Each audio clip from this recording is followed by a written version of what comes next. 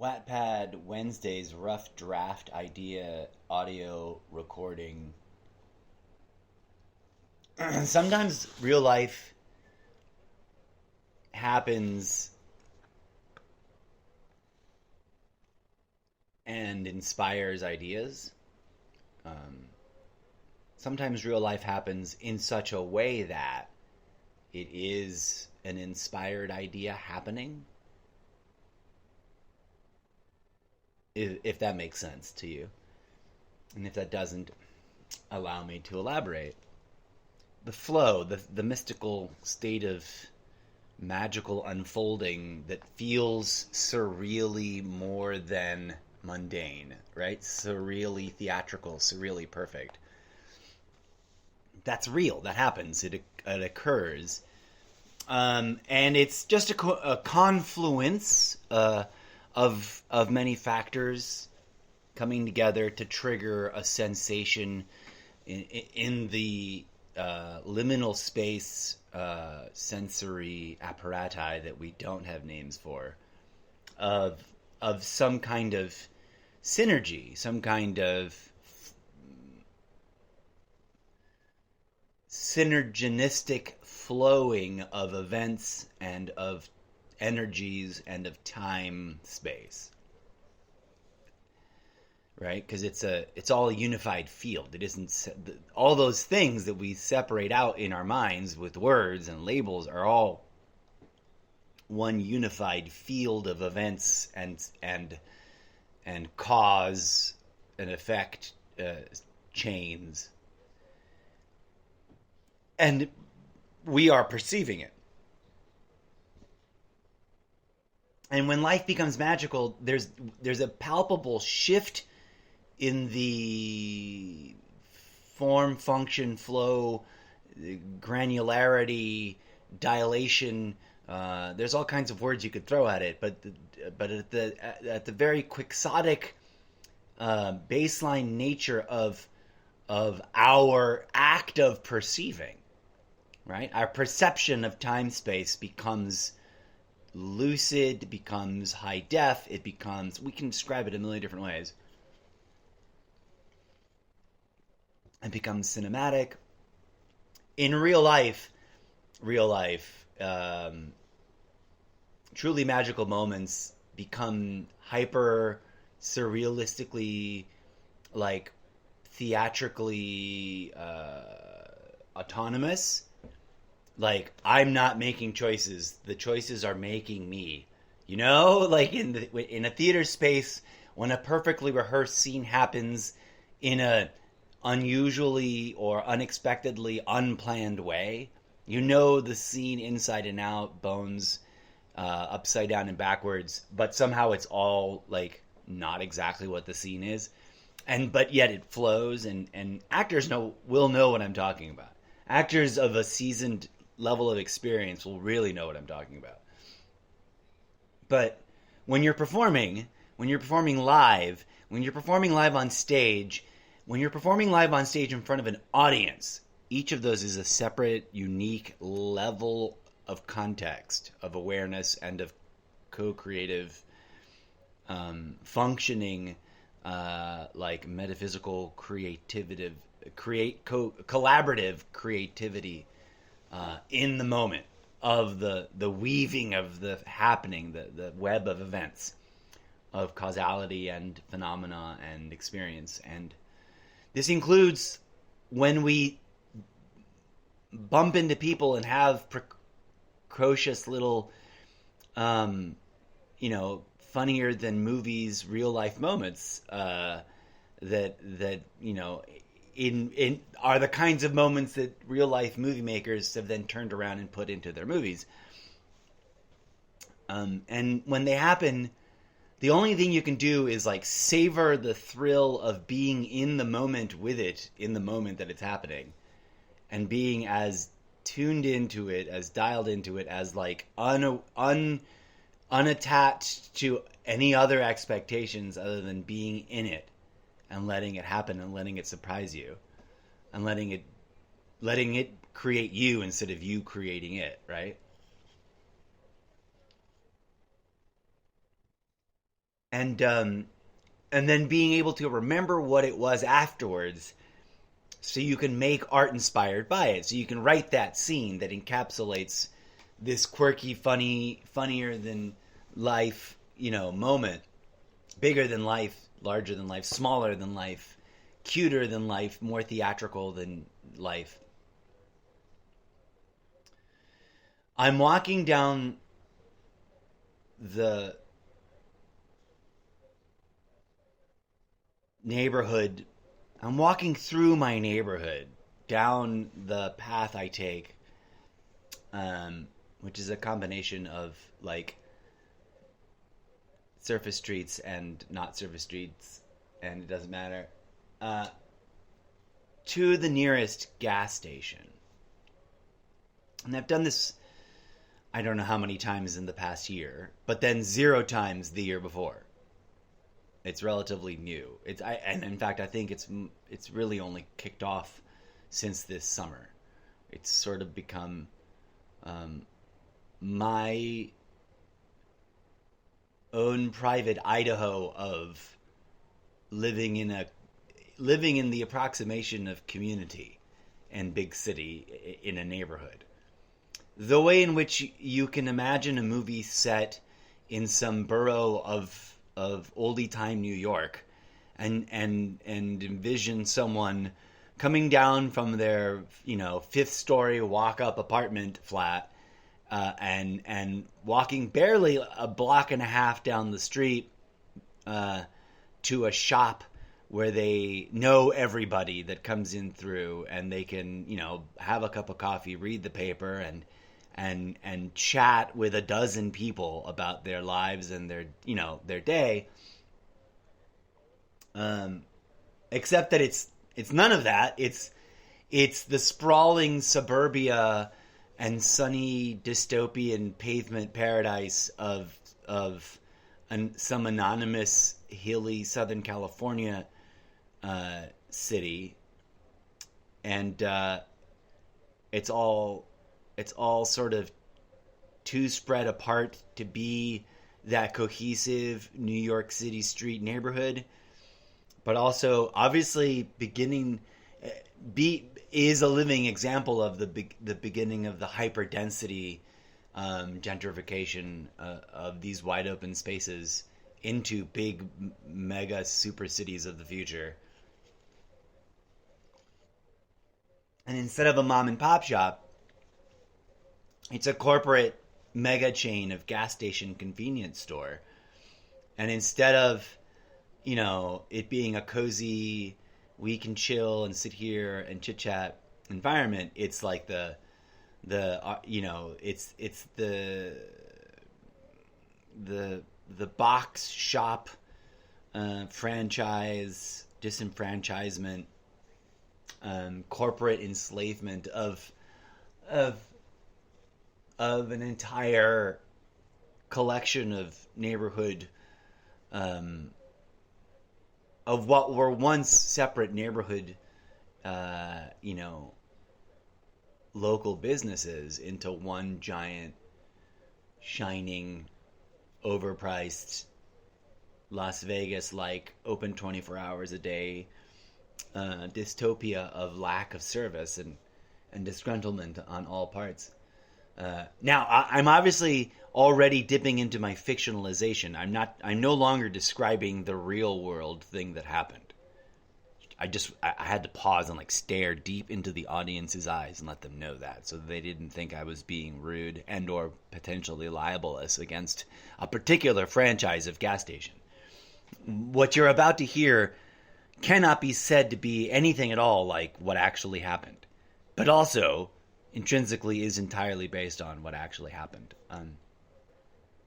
I was already feeling quite aloof to normality as I made my jaunty walk of simulated simulacrum of community neighborhood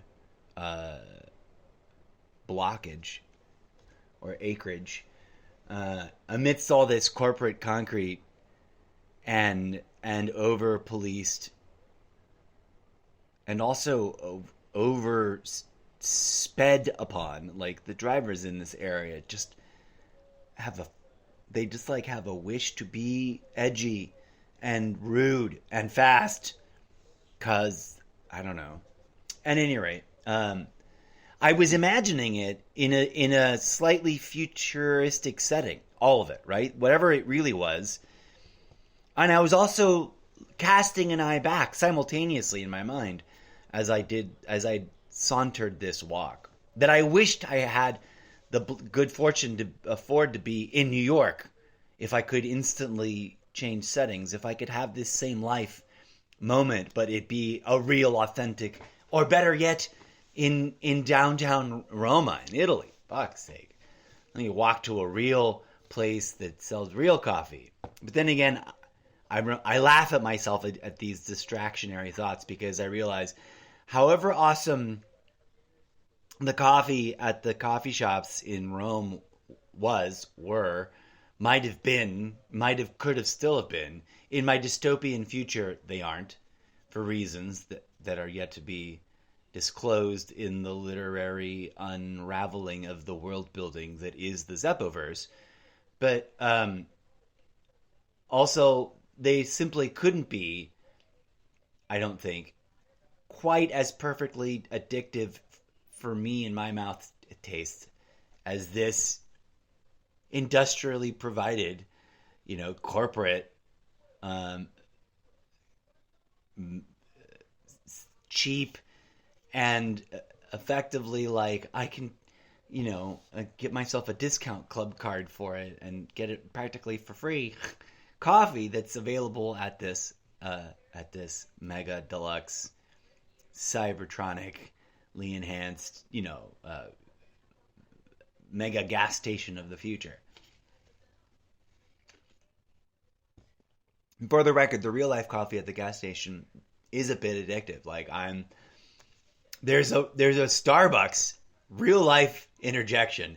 There's an actual Starbucks just feet beyond the gas station, and I never go there. Even though I longfully wish for the potential opportunity of community building, of being in a real life mom and pop owned generations trained craftsman coffee shop like you could find in Italy, in Rome, in any big city in Rome. Most of the cute, quaint, built into the ancient buildings of the downtown cities, coffee shops that you find that you cannot call coffee shops. They are called whatever they are appropriately called in the lingo of the time and place in Rome, which I currently can't quite remember because I'm way far afield from what I sat down intending to do just now. But I digress. They are amazing for all those reasons and should never be lost. I'm just saying historically. That in the fiction of my future world building, in Rome, that sort of thing at some point in the not too distant future becomes impossible for reasons yet to be described. But I had the pleasure, this character had the pleasure of, and the good fortune of having lived long enough to have been able to have savored such coffees luxuriously. So, and I've only been there a little bit, and Mr. Zeppo, in his fictional form, would have been there a lot. Here in the sci-fi dystopia of Southern California in the future, everything's a double-decker building designed to alleviate the ever exponentially increasingly getting worse problem of congestion and traffic by creating a second layer of everything, which could be driven by only the early adoptive marginal elite that could afford the ultralight new sci-fi cars of the future, designed to safely and faster than the stuff that we're used to, faster than all previous personal, private, and sort of societally shared transportational pods ever built before. You know, you can imagine a whole sci-fi. Do I have all the details myself worked out? No. Will I be crunching the numbers and the keyboard to mash them out over on Wattpad in the coming months and years? Yes. But I imagine just sort of like an ultralight construction at first, wheels on the ground, and some sort of sci-fi, beginnings of Tachikoma like ultralight, solar powered, grid, powered. They generate power as much as they use power. These vehicles because of the mechanics of wheels on the ground driving. That the ultra elite, ultra rich can access, and that they're supposed to be paving the way for everyone else in a sort of almost physical embodiment of the Reaganomics philosophy of trickle-down economics. It's trickle-down infrastructure. But it's also sort of the same old gimmick. Like, it's sort of a scam even at that level. Like, they build this... Imagine. I wish I could show you, and I'm debating whether I'm going to take, real-life video footage, because I want to anonymize it. I want to draw images that would represent this, but in a sort of, transportation canyon, literally, through the foothills of the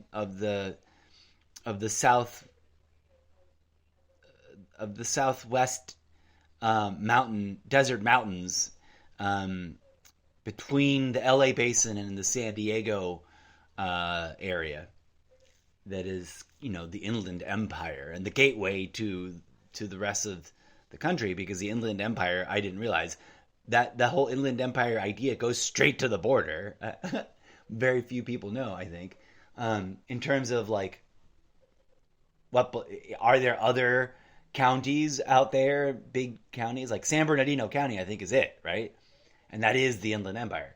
That's why it's called that. What are we going to do with that in the future? How far is this urban sprawl going to go? Has always been the question, in terms of the sprawl going out into regions previously not built upon. But in this near dystopic future that I'm building, everywhere that exists now just added a layer in order to go up. And it's, Triangle Q gas station. And it's QUE, like the British way of saying queue up, and everyone remembered and relearned about what a British queue is, thanks to the big, great, grand mother of all queues that was the queue for the Queen's funeral. Which, my dystopic sci-fi futurism sort of is a tip of the hat. History's totally repeating itself in the Zeppoverse, in a way that's about making fun of the things that we are living through right now. They're living through it, and they already have robots. They've already had the robot uprising and peace treaties, and they're still watching. They're still nerding out about the MCU, and the Star Wars fans are still racists, right? The real hardcore. The problem with Star Wars is in the future, generations from now, scholars and actual Star Wars activists will concede to the reality that the most hardcore of hardcore Star Wars fans secretly always rooted for the dark side, meaning they were fascists the entire time. Literally fascists. Personal fascists, quiet, subtle, humble, undiscovered fascists that never really got big into fascism, but wanted fascism, believed in fascism, thought that they could be the top dog fascist. Dun dun dun! Sorry, Star Wars, please don't sue me. This is a science fiction comedy that's being had.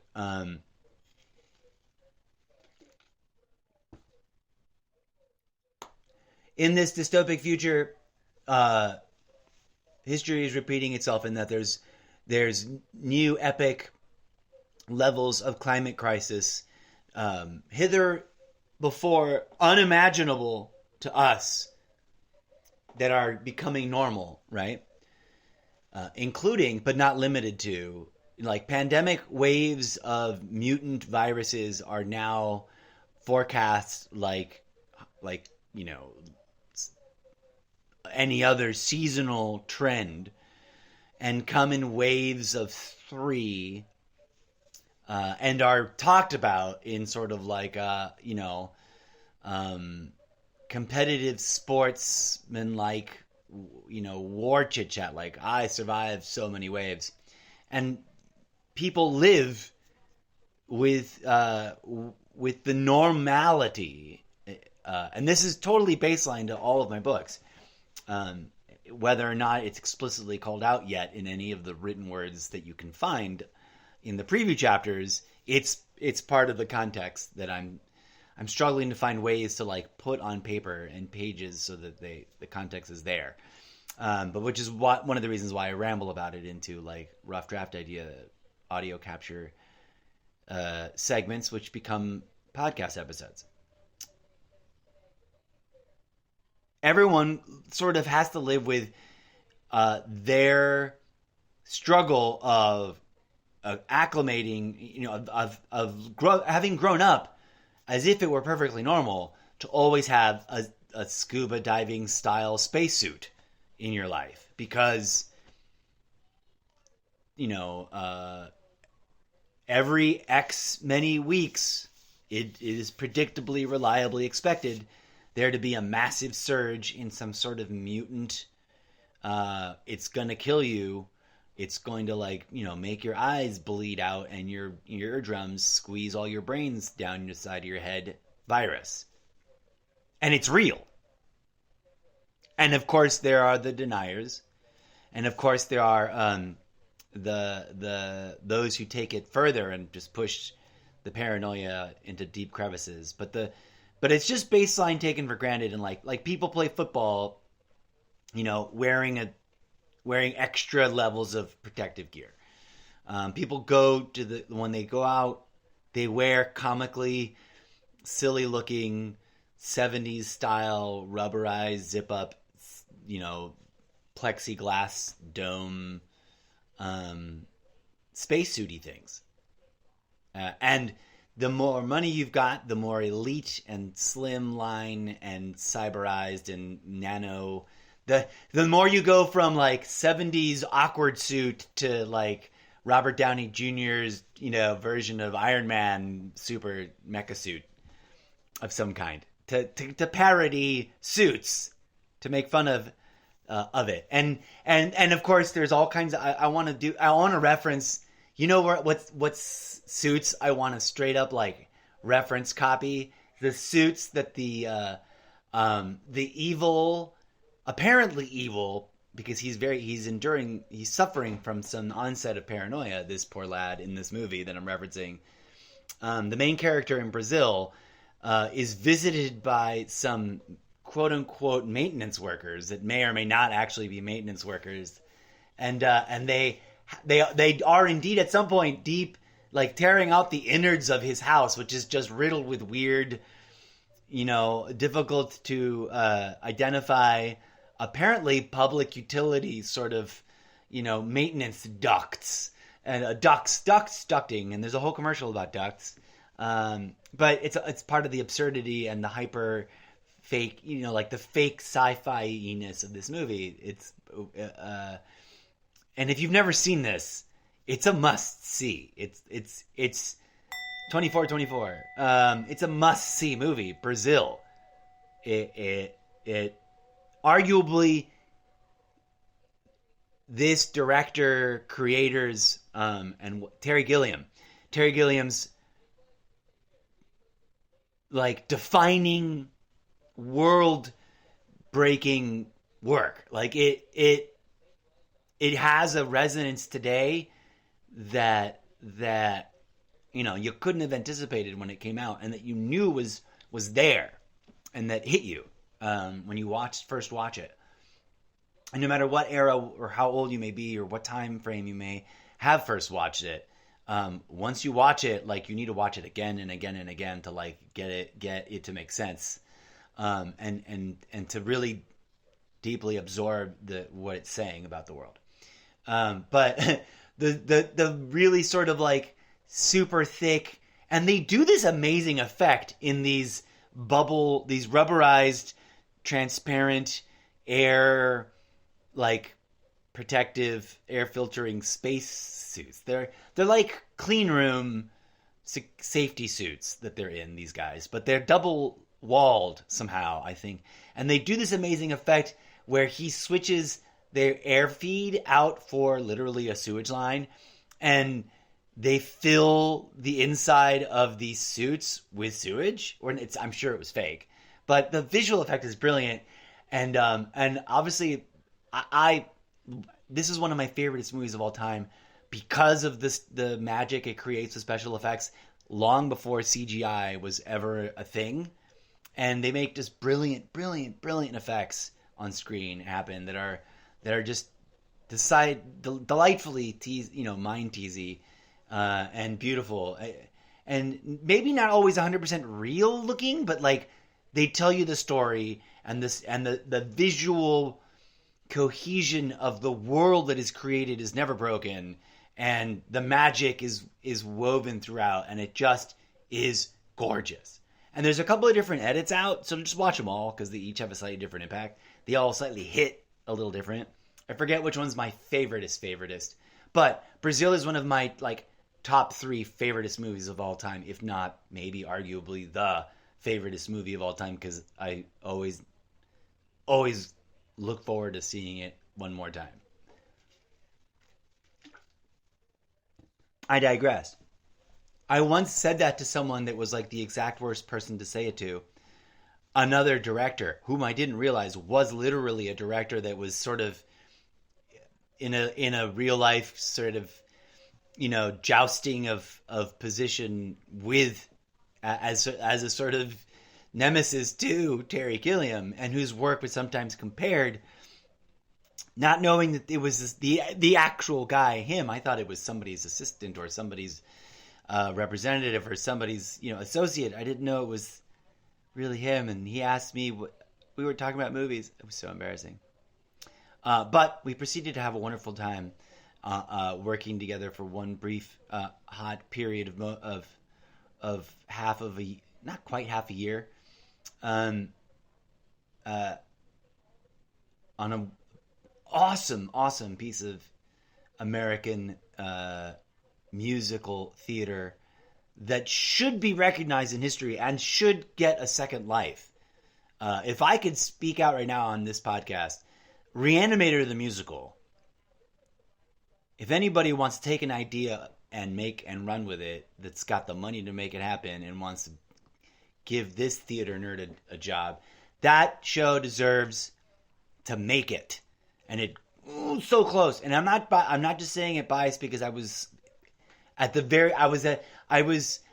technician, a board operator on the show, and a grunt, right? Like if I wasn't operating the board, I was doing whatever the F else needed to be done by anybody else's involved in the needs involved in the show. I was assistant to everybody essentially by my own choosing, but humble position, not super glamorous in any way, shape, or form. But I can't claim to have been there from the very, very, very inception, unfortunately, because I was like the last one added before this little tour to New York and Edinburgh. But created by the director of the original movie Reanimator, this which is referenced, and this is probably why I'm having this moment. I watched the first two. Let me spiral out of control real quick.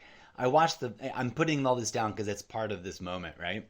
That I want to craft that is going to happen in this gas station, which is the beginning of a sort of like my own weird sci-fi horror.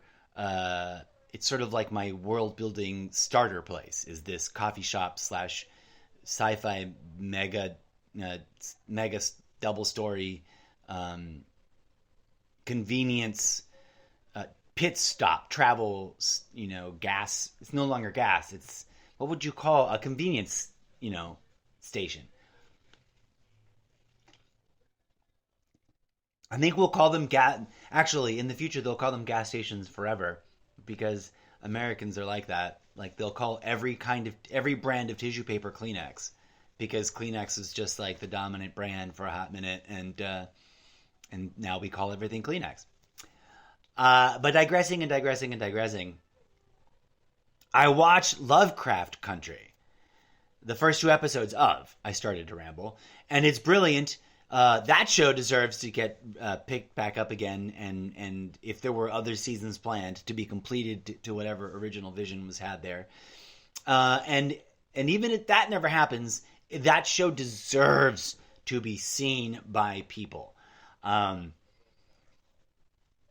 in fact, let me, if I haven't already, by the time that this episode makes it to the air, I'm fully intending on doing a special, totally irrelevant media review sub-segment episode on the subject of Lovecraft Country, because I have such deep admiration and respect for that show. It is many, many things, not the least of which is a literal artistic call out and like, not pointing of fingers, but holding of space and consciousness to the realities of racism in America, historically and contemporarily, right? Like, but I digress. We'll dive deep into that whenever I get around to making that episode. But in the first episode, or maybe the second episode, because they talk about H.P. Lovecraft, they also call out the author of Reanimator, which was turned into a movie in the late 70s, I believe, or maybe early 80s.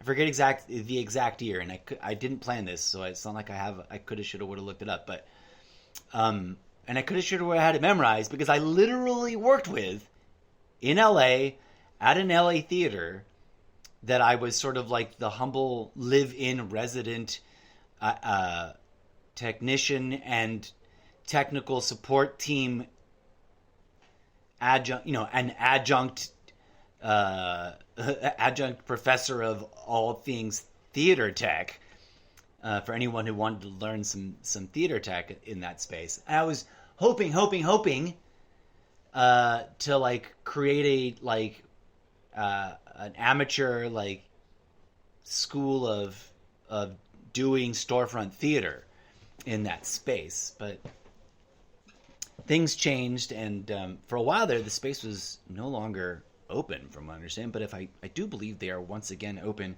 But I live too far away, and I don't know that I anymore have that deep personal connection in the same way as I did back in the day, to be able to be like, hey,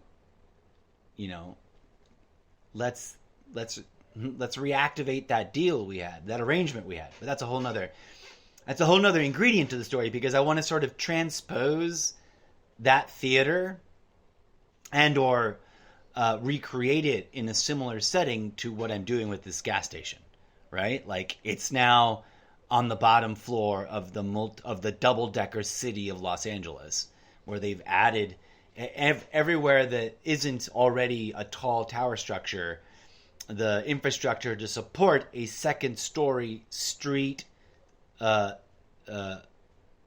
grid that is similar to, but also deviates from, the ground floor driving grid, and then sort of provides a simulated skylight by and here's the cool, fun, insane sci-fi of this world building ingredient that I'm creating, to spiral back out of all of the theater references and film references I got into there. The character that is the person that's walking down to the gas station in this book is thinking about all these things, because they are this person, which is me, but fictionalized and set in the future, in a sort of recursive. It's a set of events very similar to my own, but completely different.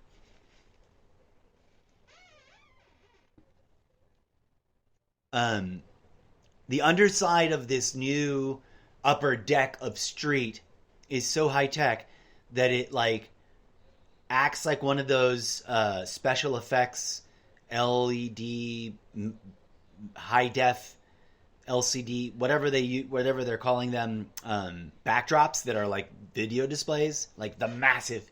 They're making art installations out of them. There's theater companies touring with them. I literally had the idea conceptually as an amateur theater designer student kid years before anyone was tinkering with the idea. I imagined someday you could rig up video equipment of some kind to create, scenery that displays video as opposed to have it projected it on. So it's beautiful and brilliant and also depressing to see it happening everywhere and not be involved in some production company or have the capacity to be like, let's use it this way. But someday this character aspires to pitch an idea that reintroduces him to that world and connects him with a production company. In the meantime, though, he's like plunkering around trying to write and trying to do basically what I'm doing, trying to get himself out there and expose, get the exposure to get sort of discovered. So these panels, when first deployed, glamorous, and they almost make it feel as if that upper story deck doesn't completely block out the sky. But over time, obviously,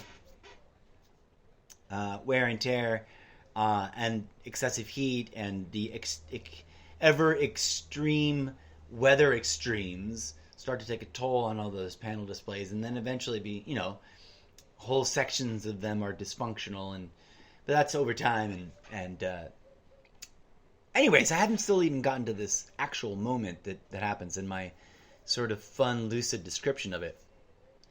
This character, who's sort of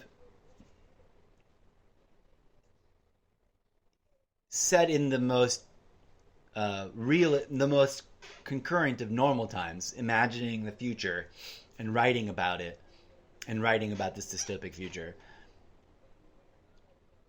Because this is all a flashback to like before any of the books are written, right? Walks down to this gas station and mind churning, full of ideas and potential things that need to get written down, things that need to get captured. And as he approaches the doors of the gas station, he feels that transition that I was talking about before. Like the gears shift and his awareness, his perception of the world around him and how events unfold becomes super lucid and super like in theater mode, like ready for anything.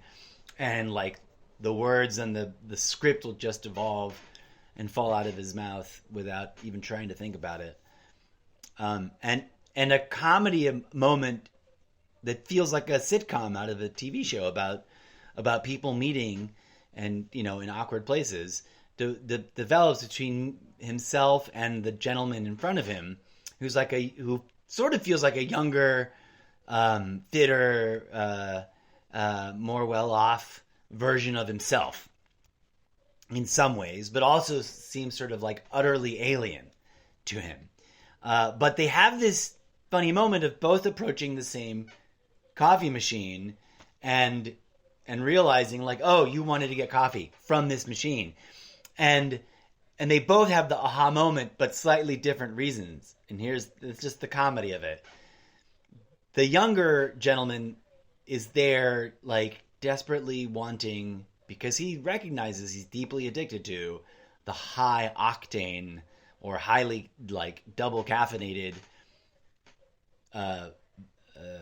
coffee. It's got a really fancy. There's a really fancy coffee machine that can hold 3 different types of coffee beans in reservoirs, and then will grind and pour individual cups of each. They don't blend them together; just one of each is what it does, and they're super nice and whatever. And my character's there for the hazelnut, like addicted to the hazelnut coffee. Doesn't want the high like has a totally different relationship with coffee, right? So these two characters are living with an inner dialogue about struggling with their relationship to this coffee machine in this in this convenience store. And it's 10:10 a.m. Ding ding ding. And I'm not live. I could have, should have, would have done this as a live episode, but whatevs. We're gonna slap this up as a rough draft episode with no music, and it'll just be what it is. That, oh my god, I left the TV on back in the background. Hang on a second.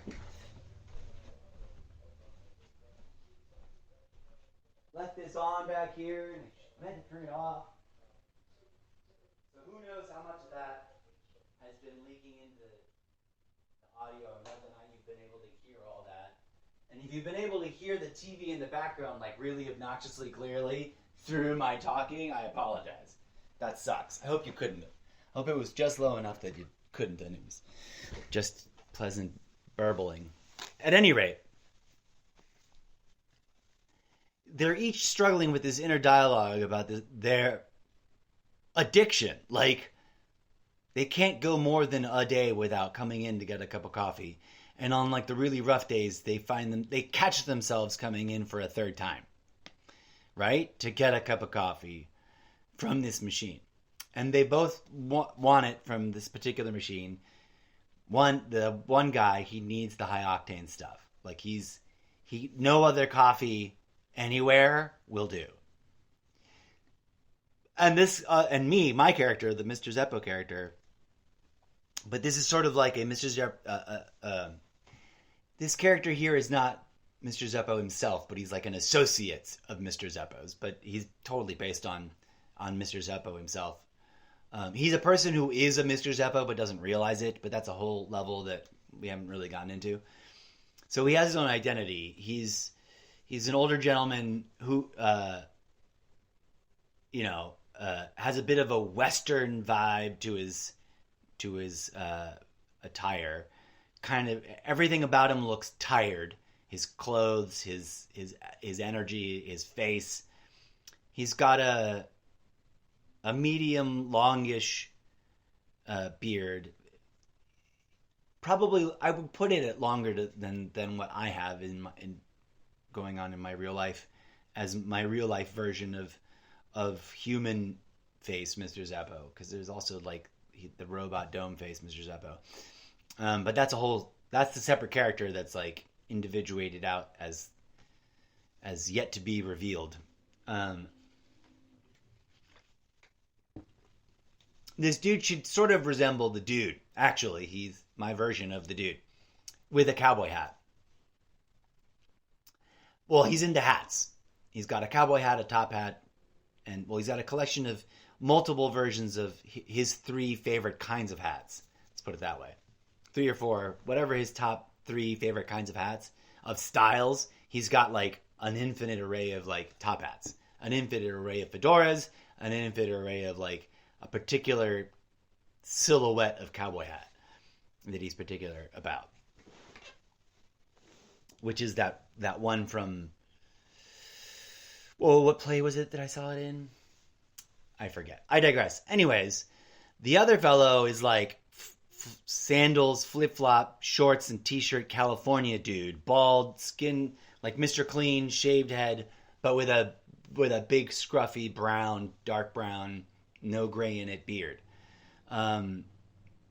He's old enough to obviously be a grown-ass man, but he's young enough to be like, how fucking young are you?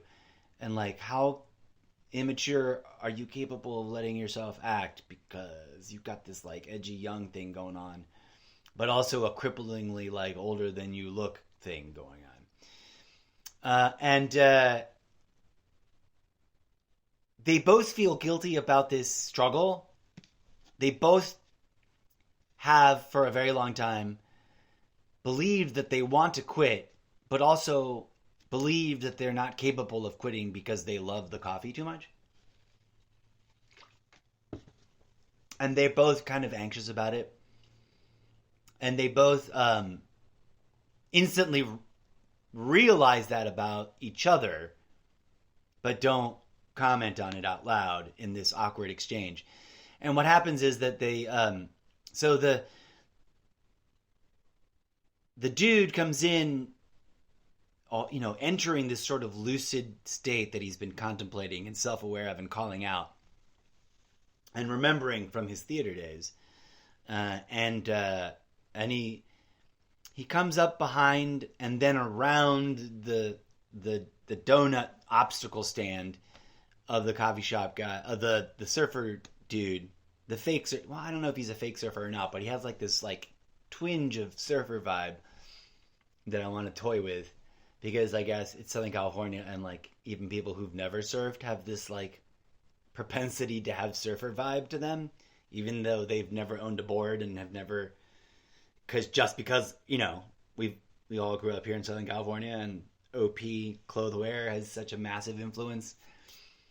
And some people will get that reference, and some people won't. If you know, you know.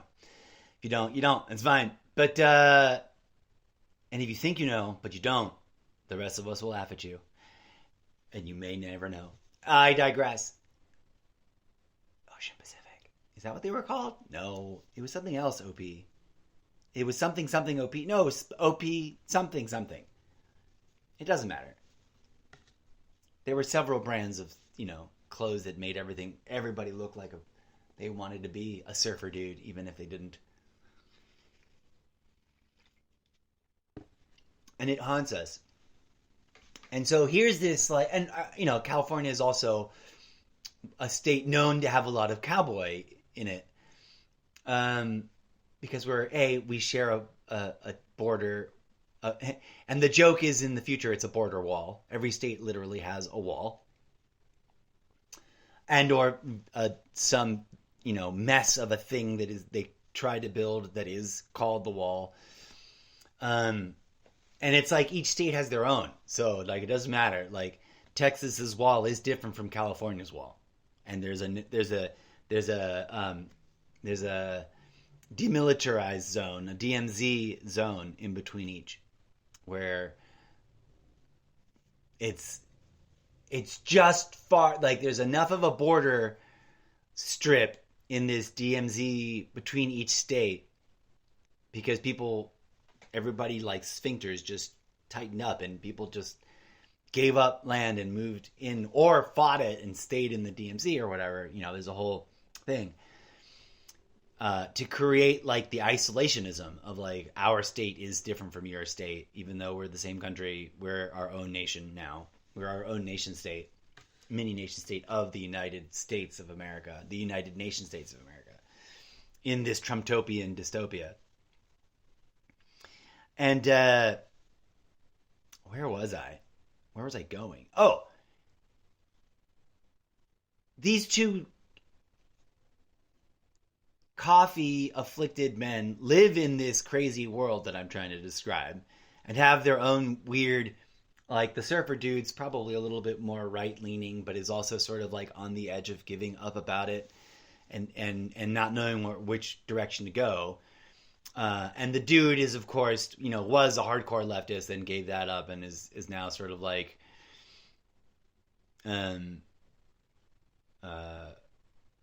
leaning towards his cowboy dude, American Zen impulse to try to redefine what does it mean to transcend political ideology in this hellscape-ish political future that is super hyper political and super hyper partisan.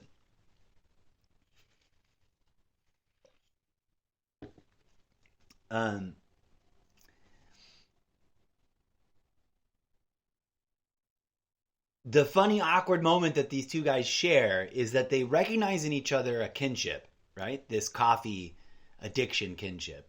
They recognize in each other a sort of sparring partner and nemesis meets nemesis antagonism of competitive grrr, oh, they intuitively wanted to like saber rattle and beat chests and like, and get in each other's faces, as it were, but in a good natured, like it might get a little rough and tumble, but it's sports ball. It's a sports ball kind of competitive thing.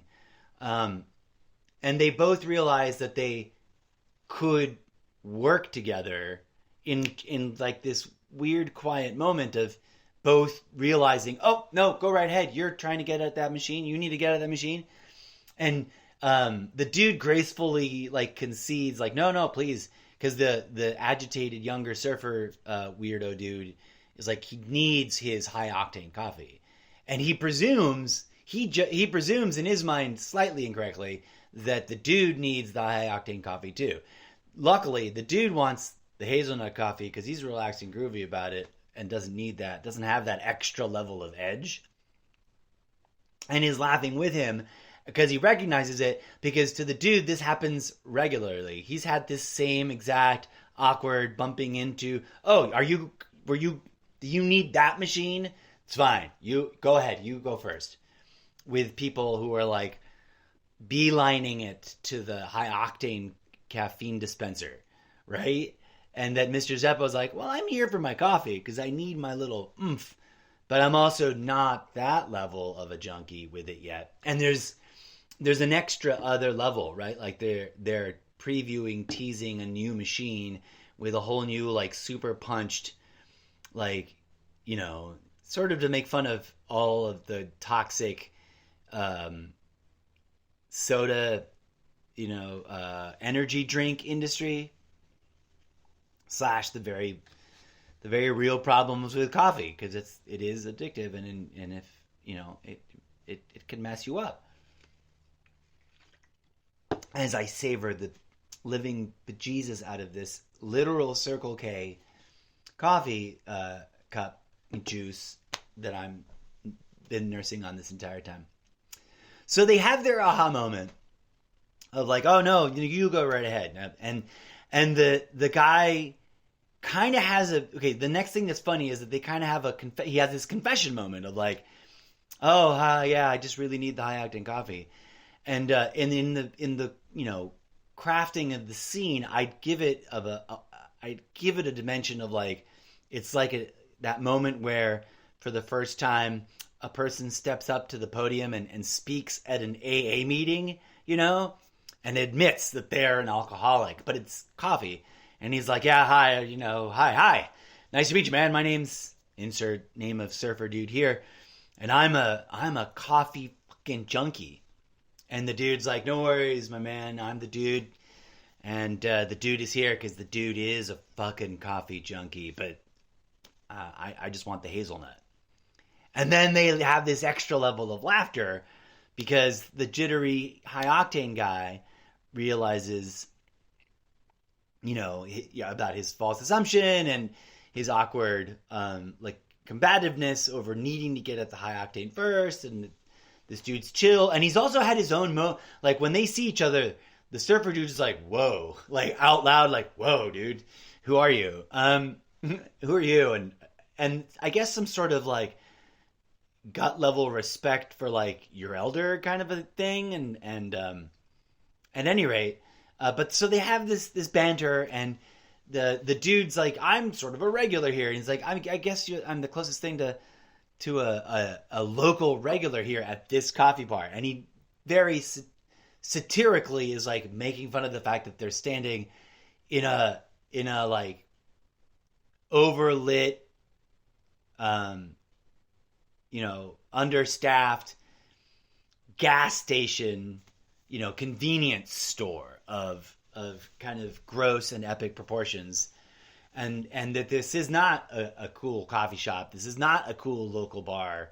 This is not all the things that you would normally envision as a location where this scene. But then again, this is also the perfect location where the scene will be playing out. And he's trying to like be friendly and like build community. Like the dude's like, this is what we got. This is where us local coffee junkies come, right? From miles away. I've seen people come to this place because of this machine, because of this high octane. But it's also sort of a lie, because like at any freeway exit, there's another, you know, gas station with the exact same thing. And there's just like millions of people. There's a 2-tiered double-decker dystopian overpopulation themed future. And they have their ha moment, and they have their like funny banter moment that just flows really well. So whatever I write sort of almost doesn't matter. Whatever I try to remember from what happened in real life almost doesn't matter. What matters is how it performs when two performers get together to play it out. And that they have a fun, awkward, organic moment of like connecting and sort of test sparring with each other a little bit. And having a sort of like sexy, ooh la la, like we've just connected in a bromance, maybe a little bit of bromance, like, oh, who are you? There's curiosity and chemistry and performative, like, if you and I were to, like, it occurs to the dude, like, he has I had for reals in my life, like, if this guy and I think I had this thought as I was filling my own coffee up, because, oh, right, I choose to go with the, like, inferior option of going with one of the other machines that has neither hazelnut nor the high octane. And in my fictional version, it would be like, you know, he's choosing a different brand. Like, there's two brands of coffee machines here. One is one little shitty pot that boils, like, the grossest, lowest level, like, it's just raw, but it's cheaper. And then this is, like, the deluxe extra machine. They both have their, like, punch card club, but one is definitely more expensive, in a way that's like, oof, wow, that's pricey for coffee, right? Maybe there's the 3 tiers. I don't know, something like that. Speaking of coffee, I totally want to go back and get another cup right now. And the edgy guy that's like getting his serotonin pre rush because the cup is almost full, right? As he's been all of this energetic. It's been a really frenetic, super relaxed conversation, right? It's been both things at once. Because the dude is very the dudely, and he's like, yeah, man, no, he's very understanding, and he kind of gets in with the quips. But we're also getting his inner dialogue about imagining the comedic power that, like, this guy had. The dude's like, wow, if he and I were on stage with a microphone, we would be a stand-up comedy special. We would be hilarious together. Like, how could I get to that level of, like, that's hilarious? Like, how do you go from I literally, you are a total stranger, and I've just decided to say more than the prerequisite, like, 2-sentence exchange, to, like, hey, I think we could pull off a stand-up comedy act together. Does that sound insane, or do you like the idea? Let's talk more. You know, like, how do you get there? And they sort of awkwardly have that, like, yeah, see you around, of wanting to connect more, but not knowing what to say. And so they just bid each other well in a sort of pro forma, you know, kind of like, hey, we're strangers, and that was awkward and funny, and maybe I'll see you around. The neighborhood here in this random mega duplex of, it's like a Walmart of gas station, of anonymous convenience store, of Triangle Q convenience, which is sort of like a Trumptopian reference, I suppose. It'd be upside down pyramid Q. Let me refine the image. It's upside down pyramid, whatever you call that, yield sign. Upside down pyramid Q, you know, as opposed to Circle K. I don't want to get sued. Don't sue me, Circle K.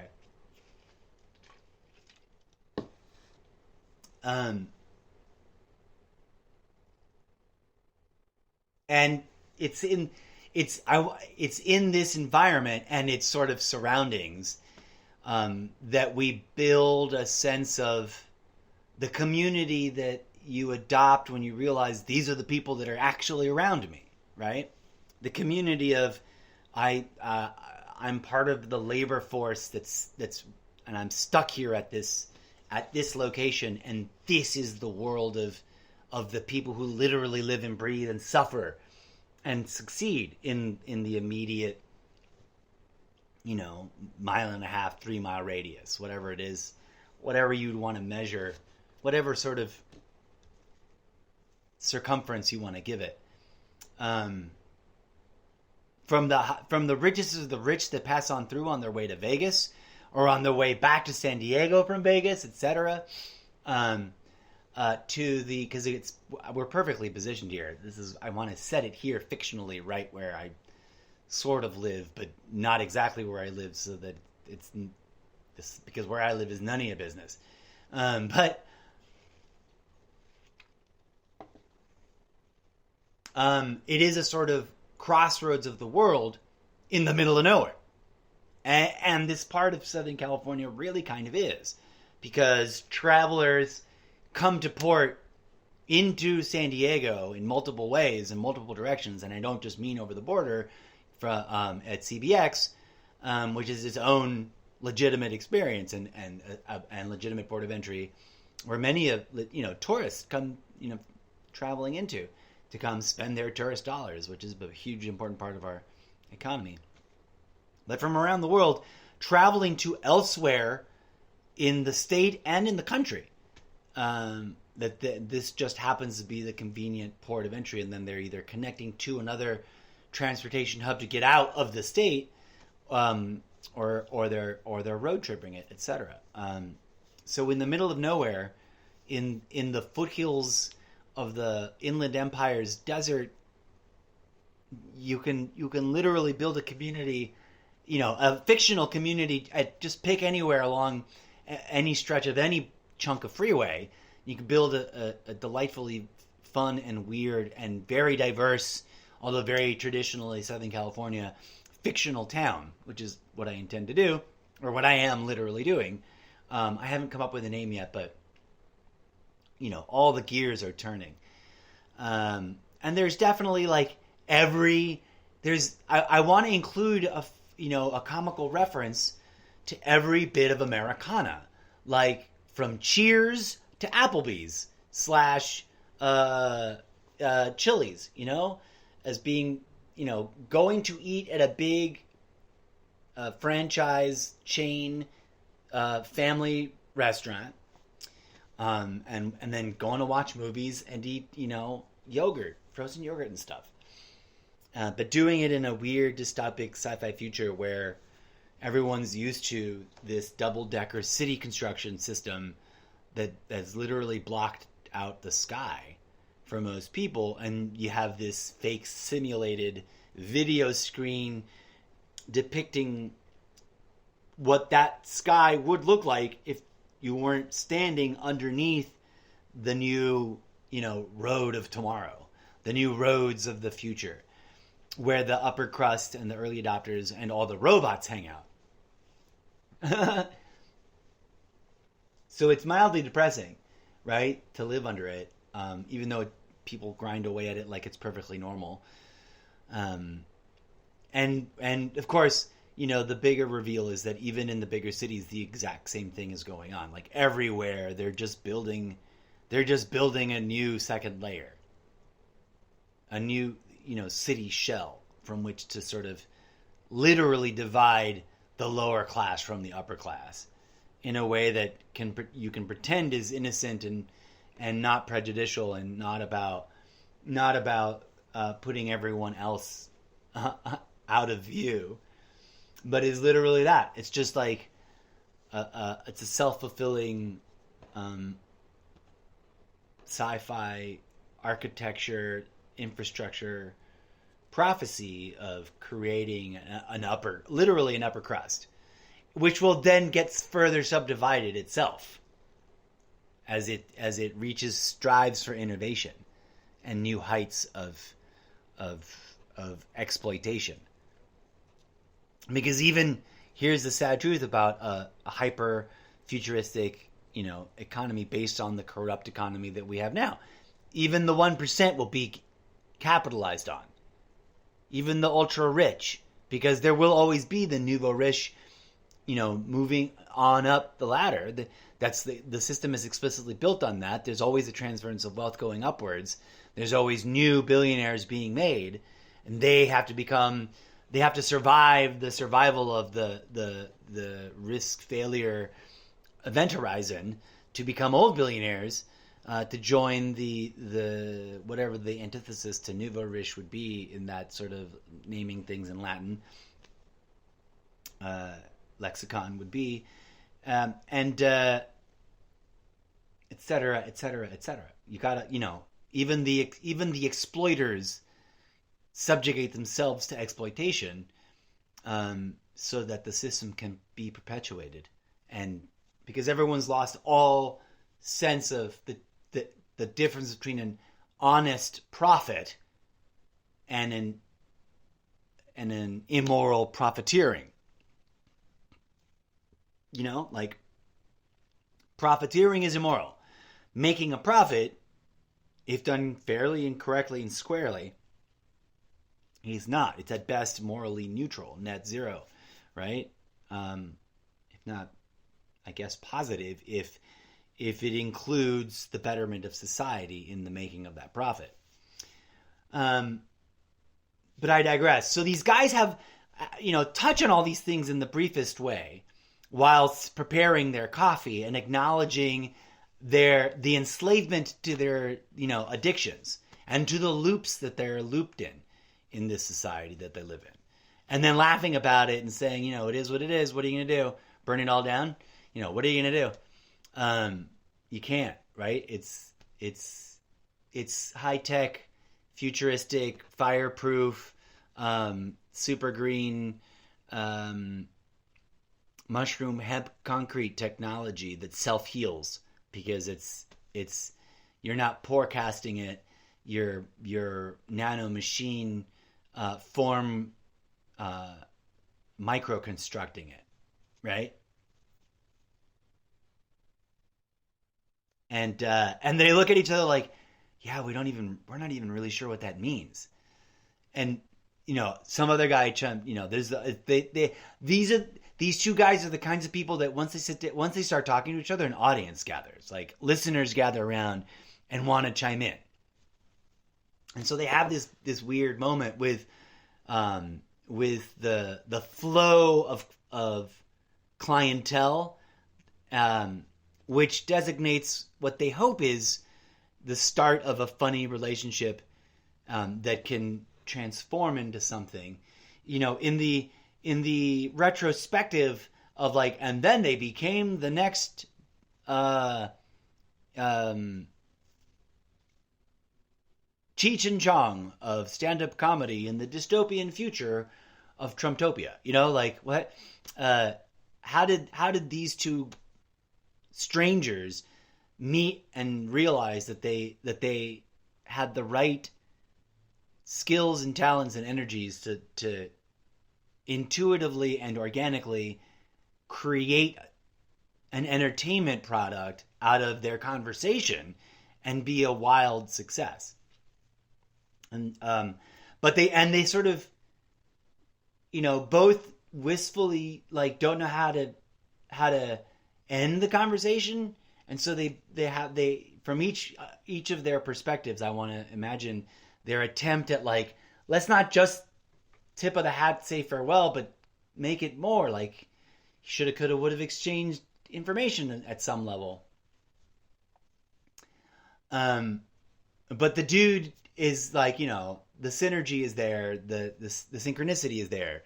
If it is cosmically truly a sign of something that is meant to be, then the two of them will bump into each other again under perfectly organic circumstances, right there and there at that machine again.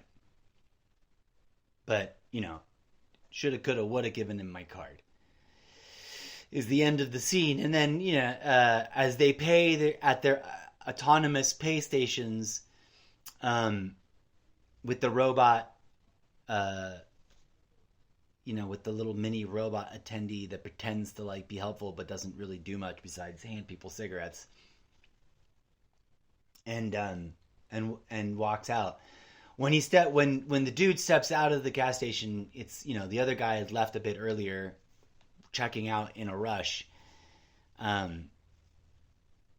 Even though they had this moment of wanting to like reconnect before he had to leave, the other guy is in his car and in his truck, And it's an old, beat up, old, rusty red pickup truck of some generic make with a converted in this dystopic sci-fi future. It'd be a combustion engine with with some sort of um, sci-fi future add-ons kind of cobbled on in a sad attempt to try to stay you know uh, on the green side of legislation, but it's still just a fucking plain old regular gas engine.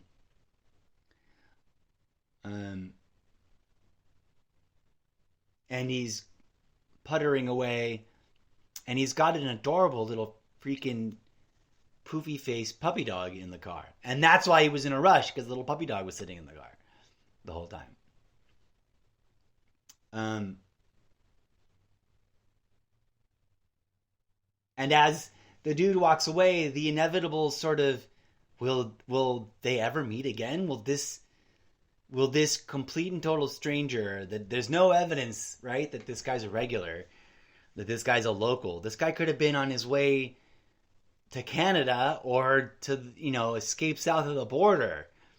And God forbid that they do bump into each other again, and the other guy turns out to be crazy, as serial killer on the verge of becoming, the next. That's the other thing. Like serial killers are like happen 2-3 times every quarter, and sort of you have a special serial killer season during the year, where you sort of just anticipate the natural occurrence of it sort of hitting the public awareness that some serial killer somewhere is out on the hunt. Right? And so he lives with that, with those sets of questions, even though he longs for community. This dude who, this is his local thing, is like this concrete cage that tries to look like the pretty open views of a hilly, rugged